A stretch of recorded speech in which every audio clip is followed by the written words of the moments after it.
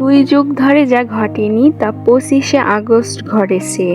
রাওয়ালপিন্ডিতে প্রথম টেস্টে পাকিস্তানের বিপক্ষে ঐতিহাসিক জয় পেয়েছে বাংলাদেশ ক্রিকেট দল। 2 ম্যাচ টেস্ট সিরিজের প্রথমটিতে 10 উইকেটের বিশাল জয় পায় বাংলাদেশ দল।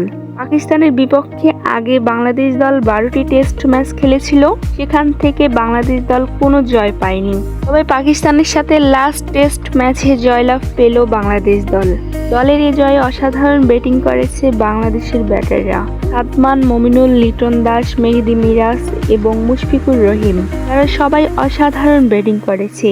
এ জয়েই দলের হয়ে সবচেয়ে বেশি ভূমিকা রেখেছেন মুশফিকুর রহিম।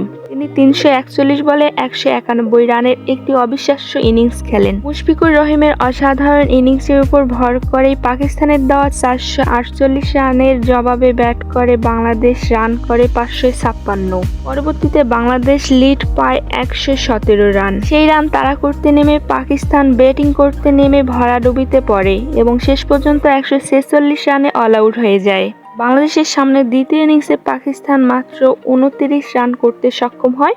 বাংলাদেশের সামনে টার্গেট থাকে মাত্র 30 রানের। সেই টার্গেট পূরণ করে বাংলাদেশের ওপেনিং জুটি এবং বাংলাদেশ দল প্রথমবারের মতো পাকিস্তানের বিপক্ষে 10 উইকেটে জয়লাভ করে এবং প্রথম ঐতিহাসিক টেস্ট সিরিজ জয়লাভ করে। প্রথম ইনিংসের 191 রানের ইনিংসের জন্য ম্যাচ সেরা হয়েছিল মুশফিকুর রহিম। এটি তার সবচেয়ে সুন্দর ইনিংসগুলোর মধ্যে একটি বলেছেন মুশফিকুর রহিম। পাকিস্তানের বিপক্ষে এই জয়ে খেলোয়াড়দের কৃতিত্ব দিয়েছেন তিনি, বিশেষ করে এই সিরিজের জন্য তারা যেভাবে প্রস্তুতি নিচ্ছিল সেজন্য।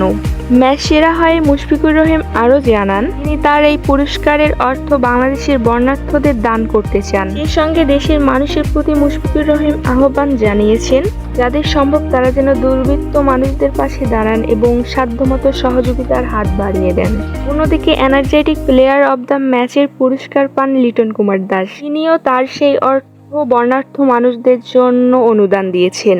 এজন্য মানুষ ক্রিকেট এবং ক্রিকেটারদের এতটা ভালোবাসে, কারণ ক্রিকেটাররা দেশের মানুষের জন্য খেলেন এবং দেশের মানুষের খারাপ সময়ে পাশে থাকেন। এটাই ক্রিকেটের সৌন্দর্য।